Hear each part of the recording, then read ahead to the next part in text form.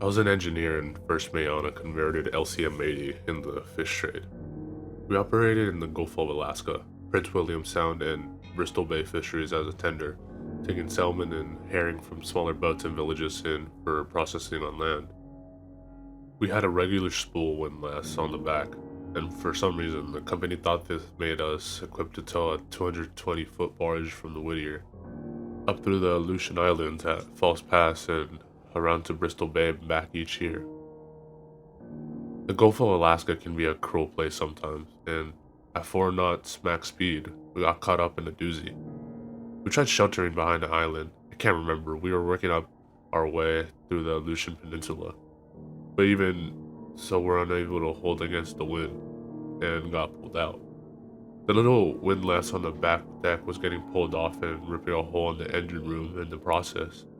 Eventually, in the 25-foot seas, we let go of the barge and just tracked it and followed it on the radar, figuring we'd recover it when things calmed down in a few days.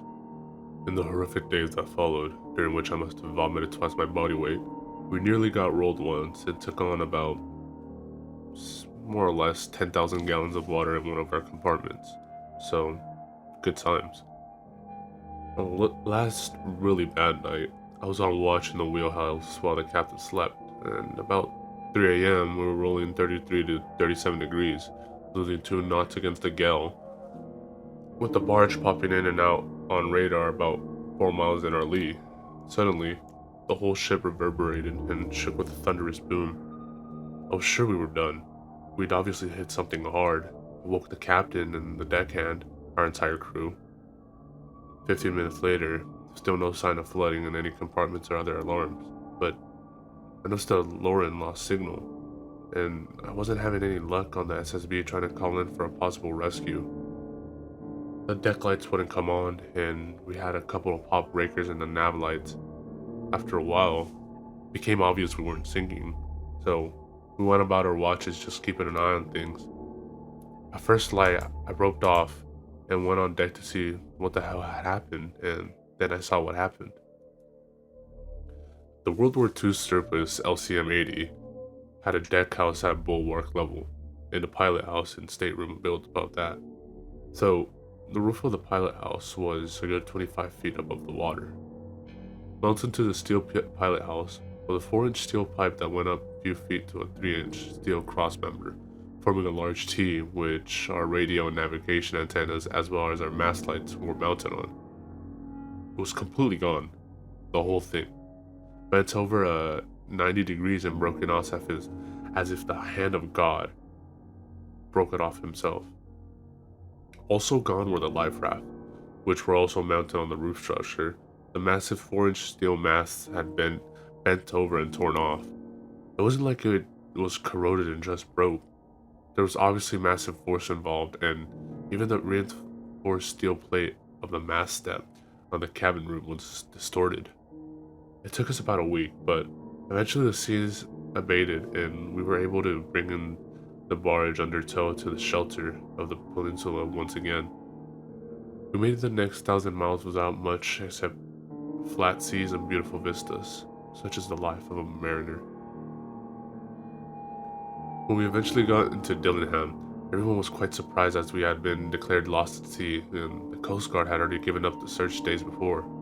Both our life rafts have been found empty with their e-burbs deployed, and we were all assumed dead. I still have no idea what monstrous thing must have reached out of the sea and broken off that mast, but whatever it was inches away from taking out the wheelhouse where I was blinding staring out into the rain-tortured darkness on that night. That shit still haunts me to this day.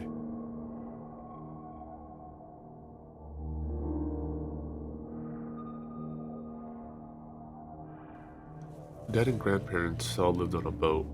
We were from a southern part of China, so when I say boat, I mean those huge ass ones from back in the days, like pirate ship bigs. My family of 18 lived on this boat. We would fish back and forth from China to Vietnam, and Dad said sirens, also known as people in the water singing to lure you in, are real. He said he and others had seen and heard of them. It's how my eldest aunt drowned according to him. My other aunts also said that how she drowned, but they never gave out a story. They all knew each other's voices, and if they heard singing that didn't sound like them, they knew to cover their ears and head back down below, thus the banging on the pots and pans to scare them away. They even went to get fireworks to scare them away. Sometimes it would have a high-pitched scream. They tried everything to get rid of it. They even thought throwing fish back into the water would be an offering, but that didn't work. When my aunt drowned, my grandfather became a more abusive alcoholic. My dad said many times that he thought of pushing his dad over and just blamed it on the sirens, but he was too scared what my grandpa would do if he survived the fall into the water. I've asked about this story so many times, but it never ever changes. When stories don't change, you know there's truth. And when everybody else's account to the same story that's also the same, then you know it's the truth. They all said they heard or seen it, just a person in the water when there shouldn't be anyone else. They didn't look like they were in distress, more so that they were just taking a nice relaxing swim and they should be in there with them. They made the water seem so enticing. Yep, that was my dad's story, my grandma's story, my mom's story, and even my grandpa's story. They all said the same thing.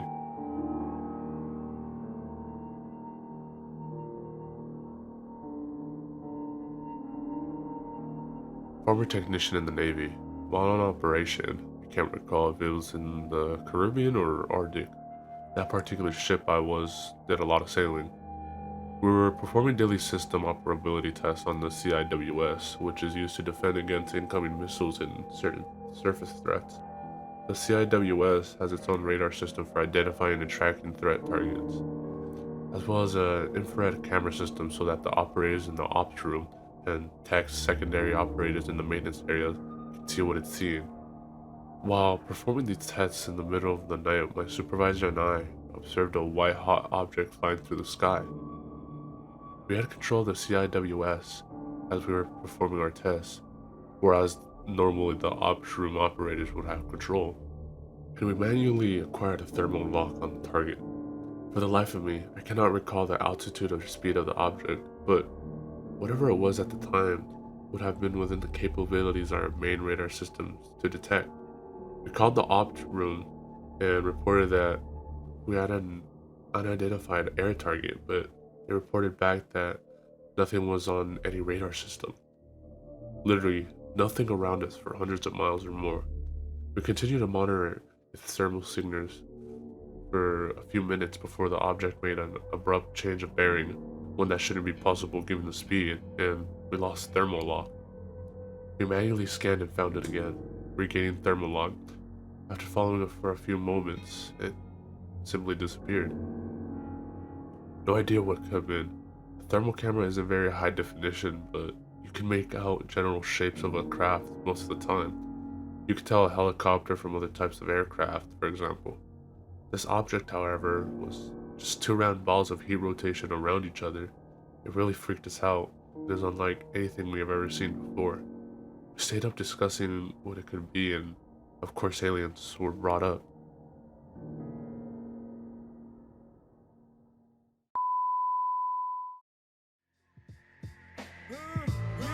Big up to all my peoples.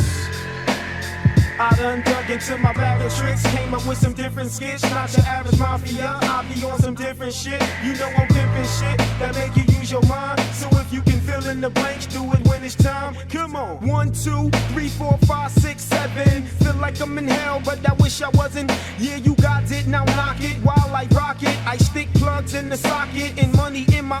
Yo, I get psychotic when you try to diss my staff.